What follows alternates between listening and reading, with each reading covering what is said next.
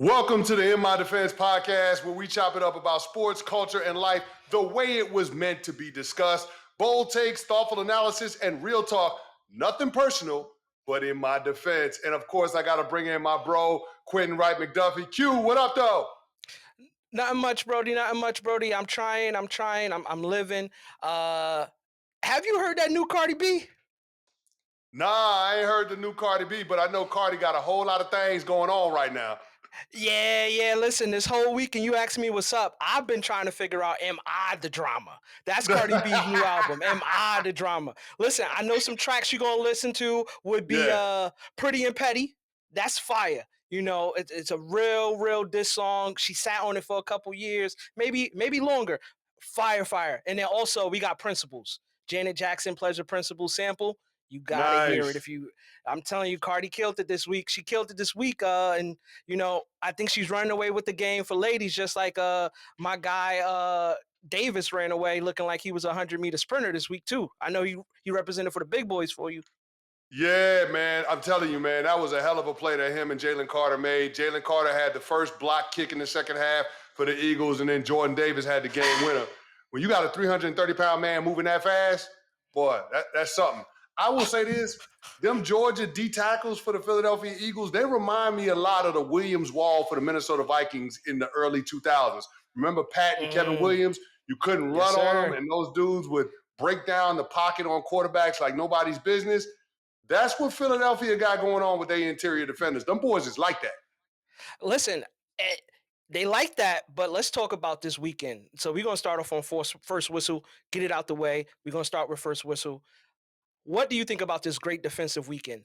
This weekend, we've seen a number of big defensive play. We had Isaiah Rodgers doing what he did for the Vikings. He had not only a pick six, but he had a fumble recovery, making him the first ever NFL player to achieve both in one game.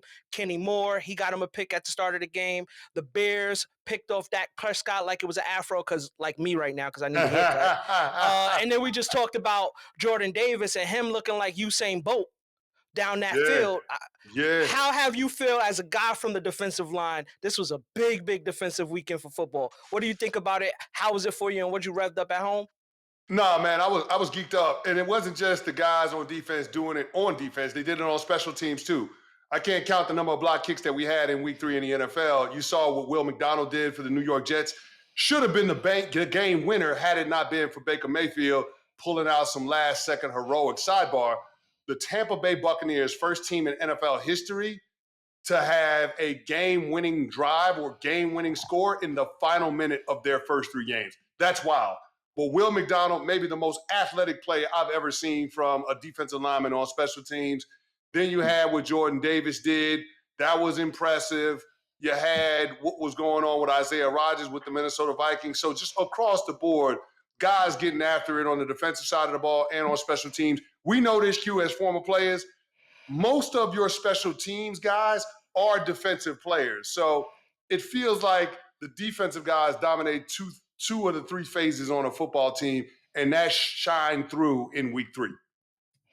Yeah, I play offensive practice squad, but I definitely walked on to a good college team, Virginia Union, repping my VUU Panthers. But at the same time, you've seen a lot of good plays defensively, but I think the defensive play that rings very large in everybody's ears is that defensive play on Derrick Henry. My guy, Derrick Henry. Oh my God, 3 fumbles in the first 3 games, specifically 2 in the fourth quarter, and then once again right now, he's already on track to surpass what he fumbled in the last 3 seasons. And I love what Aiden Hutchinson said, and I think he needs to get out of Detroit. He said, I saw an op, I took a shot. What do you feel about what Aiden Hutchinson said, and what does that mean to Derrick Henry? He saw an op, he took a shot. Yeah, listen, I'm happy for Hutch, like for that guy to go through what he's gone through, coming back from a gruesome broken leg that he suffered last year against the Dallas Cowboys, and then working his way back into form. I'm happy that he had a day against the Baltimore Ravens on primetime. But that being said, as a former Raven, I hate what's going on with Derrick Henry right now, because you're talking about a surefire Hall of Famer. 5 years after he retires, he's going to walk into Canton. 2-time league rushing champion. And right now, the Baltimore Ravens can't trust him with the football. They can't. Mm-mm. When you give the ball up 3 times in 3 games, a fumble in each game, and 2 of those are game-changing plays and open the door for your team to lose, all of a sudden you got to have your doubts if you're John Harbaugh about giving him the ball in critical situations. The Baltimore Ravens can't trust Derrick Henry. And I think that that's reflected in the number of carries that we saw him get. 12 rushes on Monday Night Football. That's not like the Baltimore Ravens. But the reality is that right now, Derrick Henry is in his head. He's doing things that are uncharacteristic. And until he works his way out of it, I'm not quite sure that the Baltimore Ravens can lean on him when the game is on the line. And let me say this. When you carry the ball in the NFL, you are carrying the hopes and the dreams of everybody in the franchise, not just the players, not just the coaches, not just the front office, but all of the support staff people, folks that you'll never hear their names uttered, but you carry the hopes and dreams of all of those people. Ball security is job security. And right now, Derrick Henry ain't giving the Ravens a whole lot of the former, and it's going to lead to a lot of uncertainty with the latter for other individuals in that franchise. Well, as you talk about uncertainties, we know that there's a big game coming up, a game that really should be Lamar versus Mahomes. Before we get on that side, I want to ask you, how do you now approach this game? We'll talk about the Lamar versus Mahomes matchup, but how do you approach this game from the Derrick Henry standpoint? Excuse me, where he's coming into the game knowing I'm fumbled the first 3 games of the year, 2 times in the fourth quarter. I've lost the game, and again, I feel like he's lost the game twice for the Yes. Ravens. Yes, I would agree with that. I would agree with that So, assessment. I hate to put it all on one play, but mhm. the reality is if he doesn't have those fumbles, there's a strong possibility that the Baltimore Ravens win those games. And we got to remember this. The most important statistic aside from the scoreboard is turnovers. If you win the turnover battle, you're going to win most games in the NFL. That's how it works. And right now, Derrick Henry has the Baltimore Ravens on the wrong side of said turnover battle. So it's something to keep an eye on moving forward. And now you have that big game coming up with the Chiefs, and we know how they have their big playoff matchups. Yeah. Lamar Jackson versus Patrick Mahomes. It's been one-sided. They've won. Patrick Mahomes have won the last 5 of the last 6 meetings, including the playoffs. The last 5 of the last 6. Last time I thought those were odds. I think those are pretty good odds. And right now, Patrick Mahomes versus Lamar are number 3 in quarterback head-to-heads, and just pretty much how Lamar is not showing up to the game. What do you think Sunday is going to look like? Do you think it's going to be a revenge game for Derrick Henry and Lamar, or do you think it's just going to be a repeat and finally the Chiefs showing us that they have the heart of champions? I mean, forget about retribution. The Baltimore Ravens got to worry about winning a game against a quality opponent. Now, I don't know how good the Kansas City Chiefs are. We'll figure that out. That will bear itself out. But it is an organization, a team that has a bank full of pride and championship DNA. So you're going to be in for a dogfight anytime you go into their building. Ask the Philadelphia Eagles. That was not an easy out. So the Baltimore Ravens, on a short week, better know what they're stepping into. Because even though that Chiefs team got a win in week 3, it's still a team that's desperate to prove that what we saw in Super Bowl 59 against the Eagles and what we've seen through the first 3 weeks of this season is not representative of who they're going to be the rest of the way. So as a former Raven, I think that this is a situation where the Baltimore Ravens have to lean on Lamar Jackson. And I get it. They've operated with the philosophy that putting the ball in the air is not necessarily the best thing in terms of Lamar being a volume passer.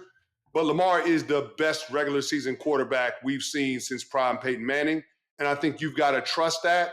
You've got to put the game in his hands because ultimately, if you go down, it's hard to justify losing any other way outside of Lamar being the guy. Now, I want to switch gears a little bit and ask you, what games this weekend really, really excited you, but also made you look forward to the coming week? Ooh, I tell you, I was excited to see what happened between the Denver Broncos and the LA Chargers, just because it feels like we're seeing a different version of Justin Herbert than in years past. And we should expect that because he's got the ultimate quarterback whisperer in Jim Harbaugh, who's quite literally never had a bad quarterback. He had Josh Johnson when he was in San Diego. He had Andrew Luck when he was in Stanford. He had Alex Smith and Colin Kaepernick in San Francisco. Took both of them to the conference championship game as his starting quarterback. I mean, J.J. McCarthy turned him into a first-round pick, won a national championship at Michigan. We quite literally never seen Jim Harbaugh with a bad quarterback. So I wanted to see what that matchup would look like in the second year with those two head coach quarterback tandems in the AFC West. And that game did not disappoint. It took a late game heroic effort from Justin Herbert in order to eke out a win. And I was impressed by Jim Harbaugh and his team staying poised, being able to make the requisite plays that it takes to pull off a fourth quarter comeback, their first of the season. That was impressive to me. How they've closed games this year. Remember the Chiefs game where Justin Herbert on 3rd and 14 has a 19-yard scramble to put it on ice? And the Raiders game played well in that fourth quarter. And then this game, Justin Herbert has just been playing phenomenal football. That throw he made to Keenan Allen to pull within a field goal, to tie the game up, that was an incredible play. And I don't know that there are a handful of quarterbacks in the league that can make that throw under that circumstance. So, yeah, I was excited to see that. And I came away really impressed with the LA Chargers.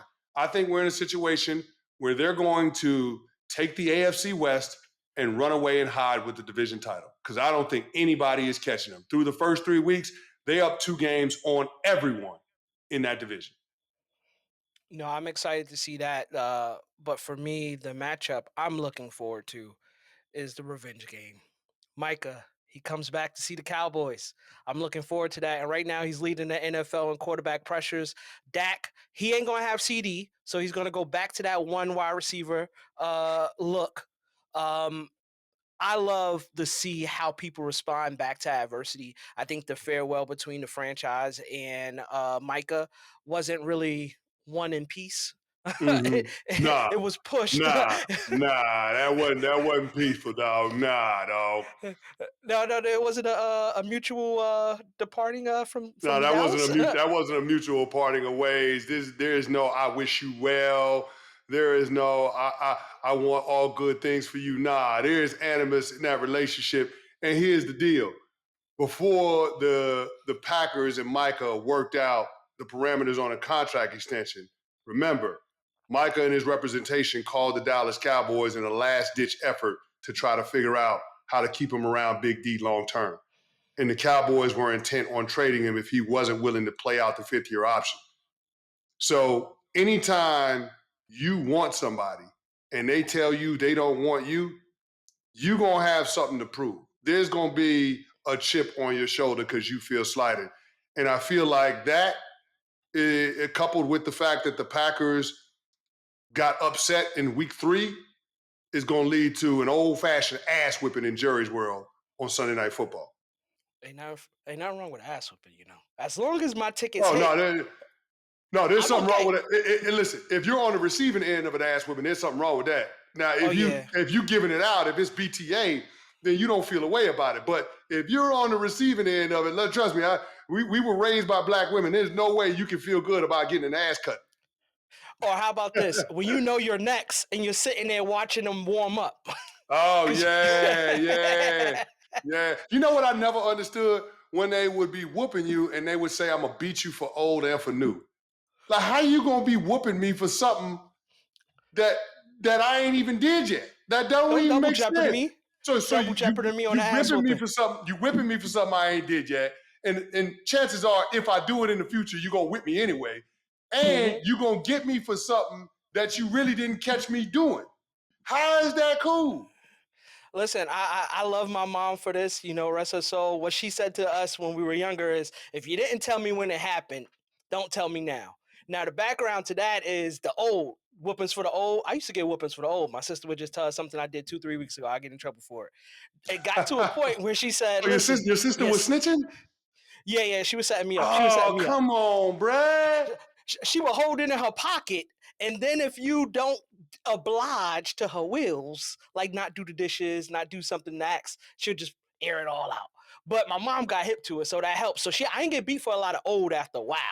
I Okay. didn't get beat for a lot of new because at that point in time All I right. started living my best life. But now All from a right. parent, uh, I tell you, sometimes you get a little snapback of what just happened 2 weeks ago when you said if you don't sit, you know you got a lot of those if you don't sit moments. Don't worry, baby Canty ain't Yeah. gonna have none of those problems. Mel is it or Mel got to look at her with the Chicago look. The Only the Chicago Chicago look. look. I'll tell you Only the this. Chicago look. I'll tell you that sounds good, but when you raising a boy, he just gonna get into shit.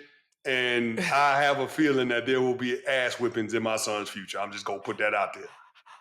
Listen, You know what's if interesting? Because somebody my mom, because I'm gonna tell you this, because I know it's taboo to talk about corporal punishment with your kids, and there's new age parenting, there's timeout, and there's all those things. And I'm not adverse to all of it. I think that there's Mhm. some good in all of the different methods of being able to parent. But I'll tell you this: I remember when I was a kid, I was in school, and the teachers were telling us about a hotline that we could call if we felt like we were being abused by our parents. And I remember trying to threaten my parents with that hotline number when they went to spank me. And I distinctly remember my mama saying, go ahead and call the number. We'll have your bags packed at the door. But just remember, all of them clothes, that Nintendo, all of them video games, all of them toys you got, that's not yours. Your daddy and I paid for that. That's staying here. And oh, remember, all of them home cooked meals that you get, the beautiful home that you live in, that all goes away when they come to pick you up. So just keep that in mind before you make that phone call. you grabbed the belt and said, "Just bring it." Yeah, I was just like, you know what? You know what? You know what? You right. I was tripping. You know I wouldn't trip. Yeah, my fault, You mama. know I wouldn't I trip. got you. I got you. And listen, Exactly. we talked about boots to asses. There are several teams that are still undefeated, so that means they put a little boots to asses in these first 3 weeks. Hold on. Time out. Before we even get to that, you Mhm. never told me the game that you were most excited about, most impressed with coming off of week 3 last week. Oh man, the game that got me actually it was the Buccaneers game. That game Oh, got me okay. because it went down to the wire.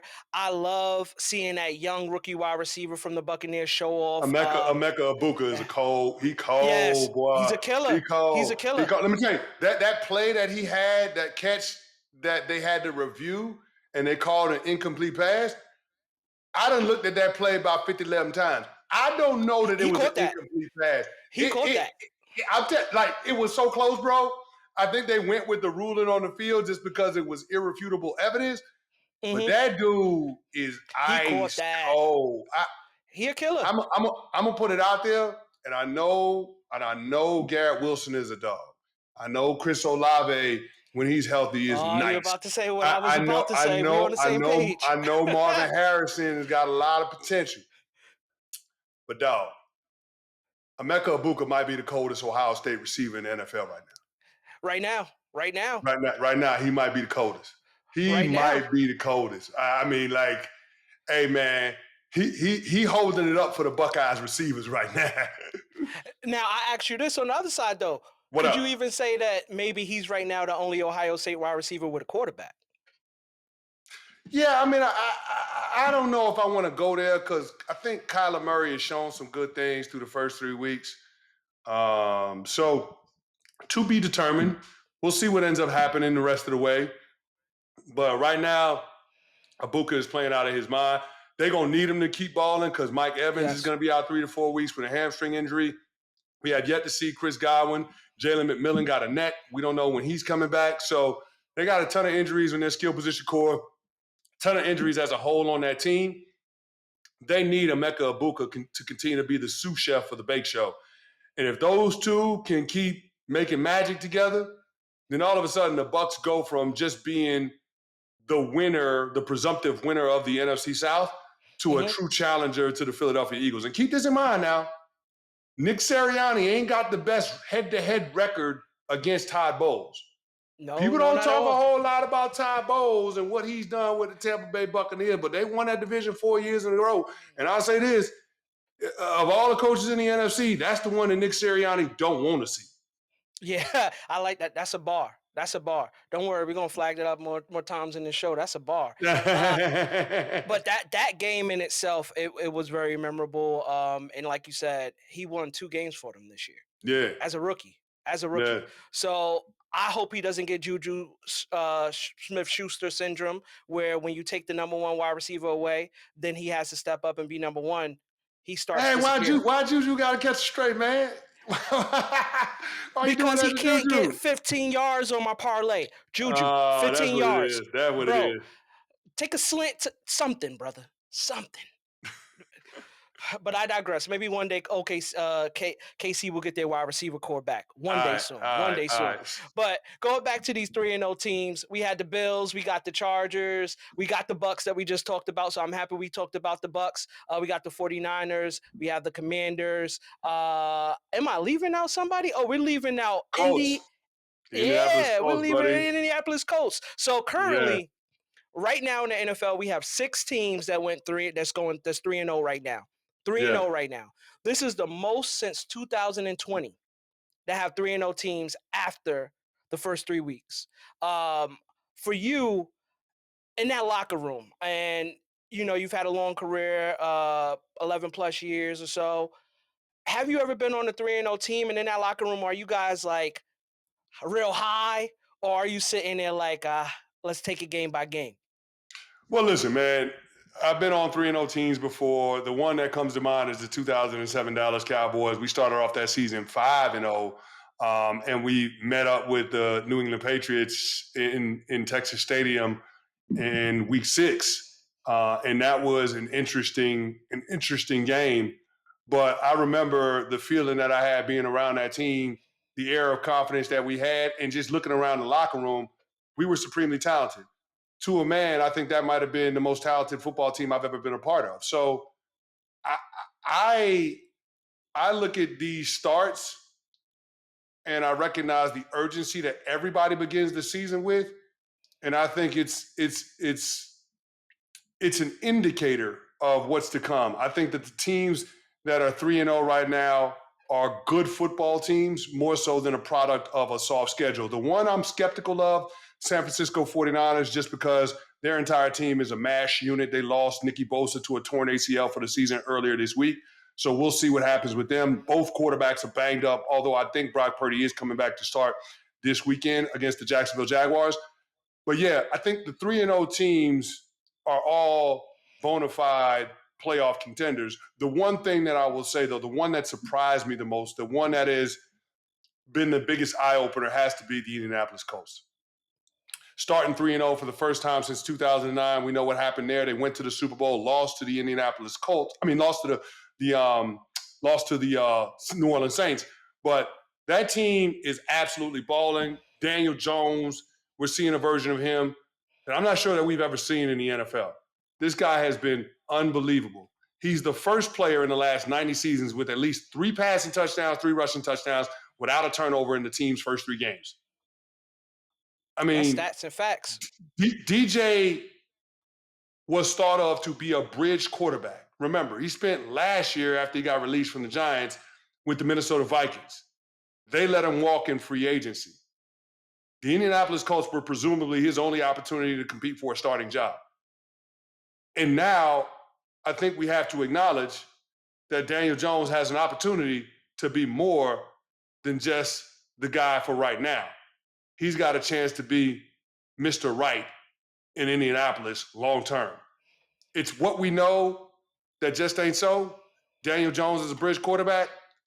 If he continues to perform at this level, then Daniel Jones is the guy for the Indianapolis Colts for the foreseeable future.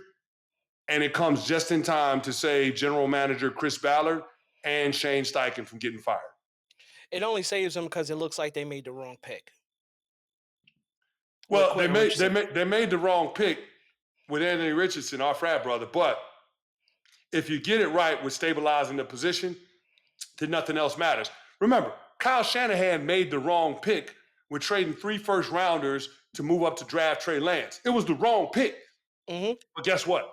The year after that, they took Brock Purdy with the last pick in the draft, Mr. Irrelevant, and he went on to take the team to multiple conference championship games and a Super Bowl appearance. Yes, he did. So you can get it wrong with the quarterback at the top of the draft, but you better get the position right shortly thereafter if you want to hang around and keep your damn job. Now, I think the Colts had themselves a battle this week. Oh Um, yeah, they got the Rams in LA. 100%. And that Yeah, defense looked buddy. like it's special. Young talent. What's going to happen if we see the pumpkin? Well, we see, the princess turn back into the pumpkin, if you get my Cinderella analogy. Well, what happens, I don't think anything happens because right now there's no other team I trust more in the AFC South. The Texans are 0-3. Trevor Lawrence is always going to keep the other team in the game. He threw a fourth quarter interception against the Texans this past week in their win. Cam Ward, he's a rookie with the Tennessee Titans. The Titans have hot mess written all over them too, by the way. I mean, they traded their corner, Jarvis Brownlee, to the New York Jets. They're changing play callers. The Titans are doing some odd things. So I'm just going to put that out there. Maybe there's a little more panic in Tennessee than there should be after week 3. But in the AFC South, there's no other team that I trust more than the Indianapolis Colts. And so even if they lose to the LA Rams on the road, I don't think there's any shame in that. I think the Indianapolis Colts are a solid football team. And let's keep this in mind. That offense is an absolute unit. You're talking about that team only punting once through the first 3 games of the NFL season. That is Historic. unheard of. So I believe in the quality of that football team. Not star-studded, but just a good team. And it reminds me of something that Bill Parcells used to always say. The best players don't always make the best teams, but the best teams always win. The Indianapolis Colts are a damn good football team. Listen, it sounds like Parcells was a hell of a coach. I know that as a fan, Oh, you but know you always have Parcells a is the good one. Parcellism. But you always have a good Parcells is Parcellism. legend. He's legendary, brother. But Legendary. I didn't sit in Legend. a locker and get revved up. You always tell me a good story. I always hear a good quote. So it's always great to hear Yeah, that. yeah. And I'm pretty sure. But everybody knows Dwayne Parcells is a legend, man. Everybody knows that. Everybody Yeah, knows legends that. can't always rile up the crowd now. Doc Rivers Yeah, is a legend. We I see hear how you. that goes. Basketball season ain't start, but we already know how that's about to Listen. go. Doc Rivers is more of a legend at the bank than he is on the court. Cha-ching! Quick to Doc get a Rivers got job. Doc Rivers got the best agent in the game, cuz. He do. And we need to hire him ASAP. I'm ASAP. I'm telling you, trying to get. whoever that dude is.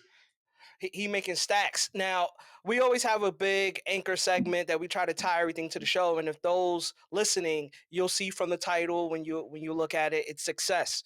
We talked about the early success of these teams, but we like to make this show a little bit more personal because it's bigger than sports. Canty, what does success mean to you, brother? Success is making everybody else around you better. I can't. The best way to frame it is this. What I saw Nick Sirianni use as his mantra for the Eagles team in 2024, you can't be great without the greatness of others. To me, that's what success looks like. To me, you got to make sure that everybody eats. And so when we start to qualify what success is, it's being able to help somebody that can't do anything for you in return. That's success to me. That's being a force multiplier. That's success to me. So, yeah, of course we believe in achievement. Of course we believe in excellence, but your excellence should lead others to aspire to be greater than what they are, right?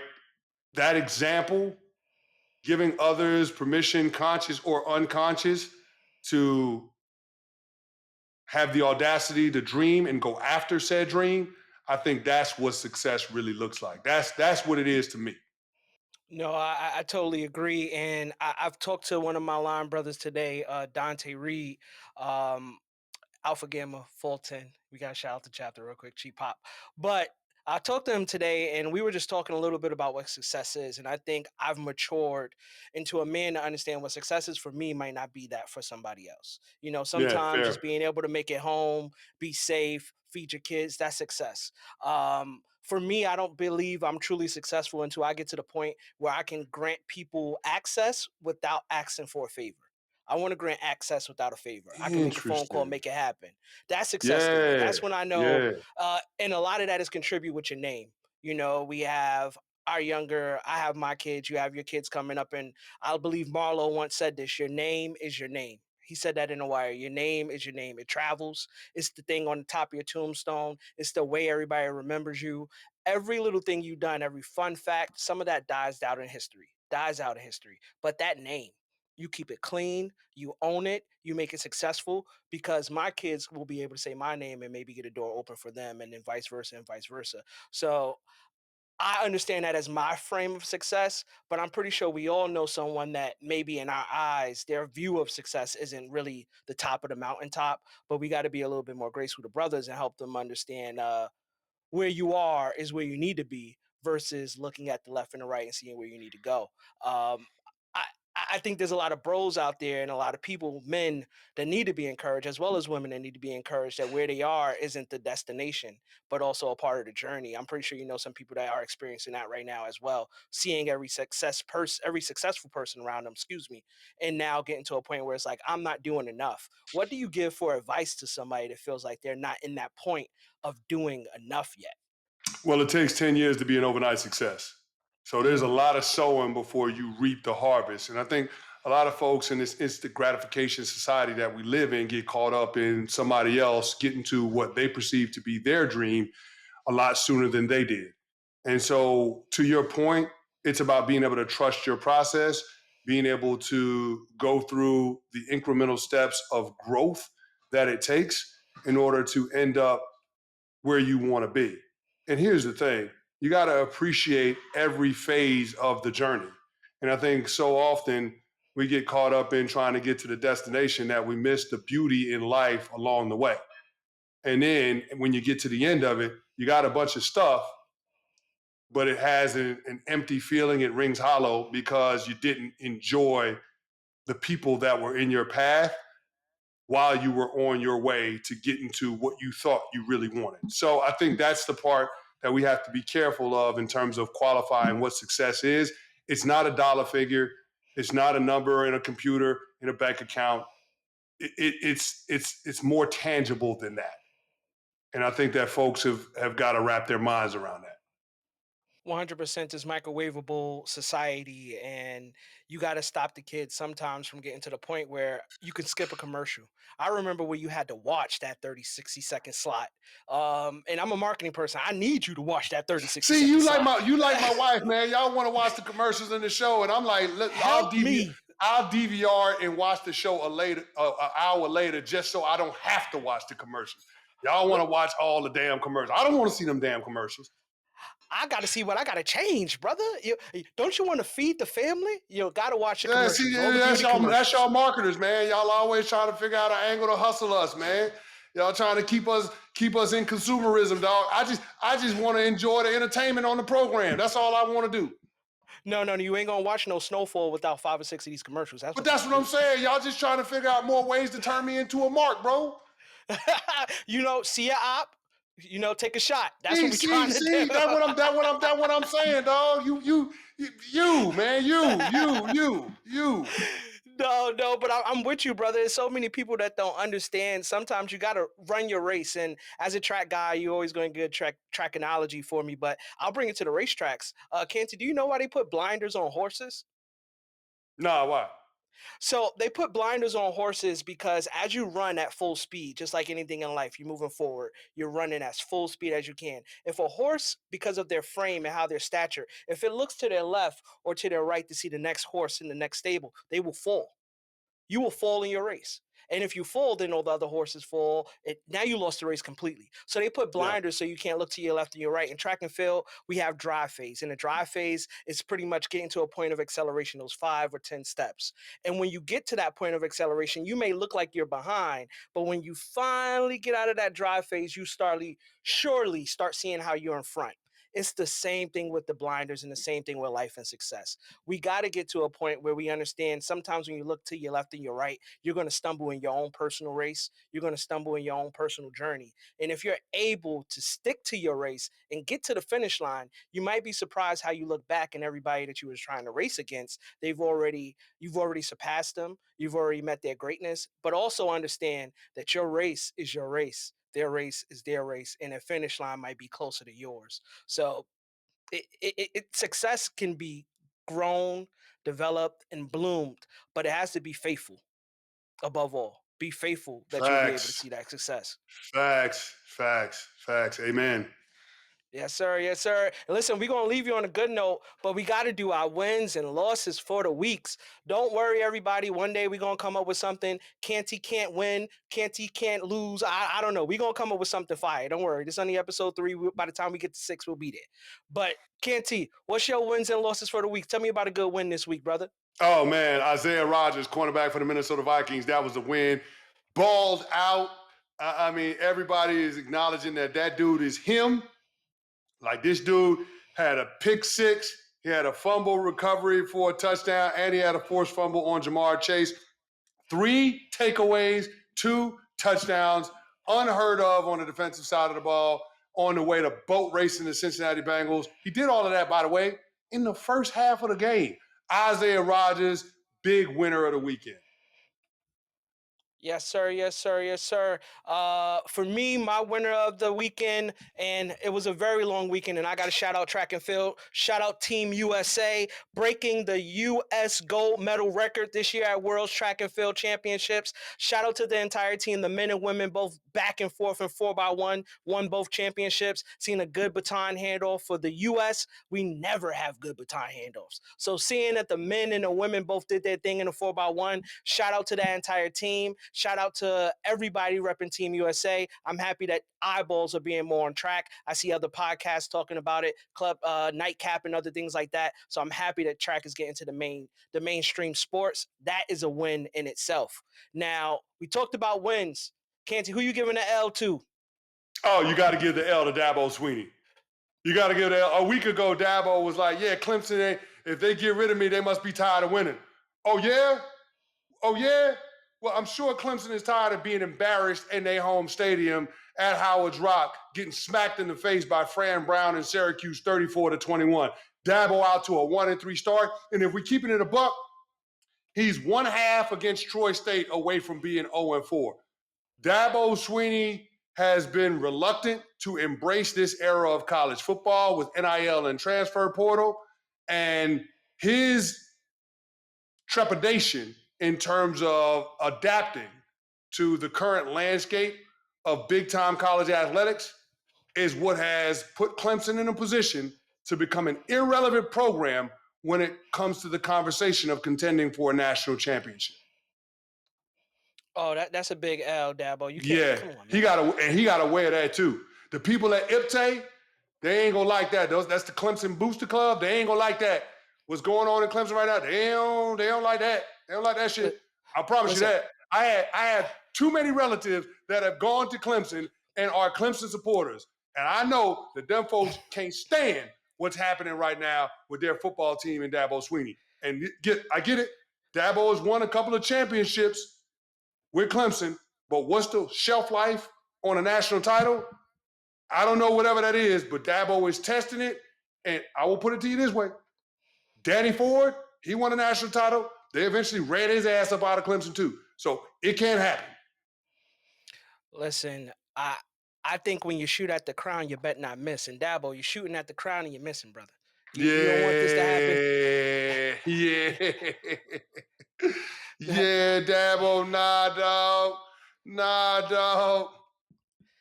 Listen, I got an L for this week, but I can't say it because it's. I'll tell you off air. I'll tell you off air, Who's Canty. L? Who's L? Listen, we have a That's segment your called wide Mind Your receiver. That's Business. my wide receiver too.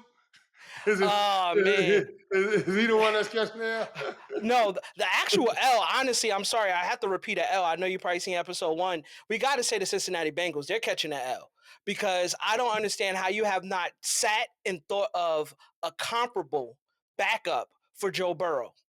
You knew this man has gotten hurt in the last several seasons. You did not sit and think of somebody that can be a good backup and hold down the fort. Now you're throwing out names like, oh, let's go get Shador. I don't know how true that is. I don't really know what's going to happen with that. But at the end of the day, I ain't going with Brown. Brown for the Brown. I ain't going with it. I ain't going. He ain't doing his thing. He ain't balling. You see T. Higgins ain't doing his thing. You see Chase ain't doing his thing. I think Jetta is better than Chase, but that's a whole nother argument for another day because I don't think it matters who's throwing Jet the ball. It don't matter. I'll say this. Jake Brown had a winning record in Joe Burrow's stead a couple of years ago, but the Cincinnati Bengals were a much more balanced team. They had a better defense. They had a semblance of a run game. They don't have those elements right now. And so I think Jake Browning is going to continue to struggle. I don't think that Jake Browning is going to be the answer. And unfortunately, it's probably going to lead to Zach Taylor getting fired as a head coach. But it's a bigger conversation around Joe Burrow because, as Herm Edwards said, the best ability is availability. And Joe Burrow, in 3 of the first 6 seasons of his NFL career, has been on IR. Those are just facts. That is not subjective. That is not opinion. Those are facts. And so if the most important person in your franchise as it pertains to winning is on IR half the seasons that he's played for you, what is the real value in having said player? That's a question to be answered for another day, but it is a question. 100%. And I'm going to call him Brown because he ain't shit. I'm just putting it out there. He messed up every ticket. That man got a mama and daddy. He got people that love him, bro. And his mama and daddy ain't hit because Jamar Chase ain't get the yards. I promise you. I promise you they didn't hit. I promise you. All right, man. All right. That mean it's time to go. When you start something like this, it's time to go. Thank you guys joining us this week on In My Defense. Canty, tell them where they can find you at. Oh, man, they can find me at Chris Canty 99 on all the platforms. They can also support me on Unsportsmanlike, on Instagram, TikTok, Twitter, Facebook, all of the platforms as well. So you're always going to be able to get me on ESPN Radio and on ESPN2, ESPNU Unsportsmanlike Radio Show, 6 to 10 a.m. weekdays on ESPN Network. Yes, sir. Yes, sir. Make sure you follow and support my guy, Canty. You can find me at QE_Beeman1 on all social media platforms. But above all, we want you guys to follow us at In My Defense Pod. Again, it is In My Defense Pod. We want you guys to follow us on all the social media platforms to see what's going on behind scenes, how Canty makes fun of me, how I get to make fun of him. Let's see if his wife actually beats me up because Canty want to tell white lies on me. But you get to see everything, and then follow us on YouTube. If you're watching, if you're looking for a visual viewing pleasure, please follow us on YouTube, like, subscribe, hit that notification button so you can never miss out on anything we're doing. And as always, nothing is ever personal, but in my defense, we'll see you next week.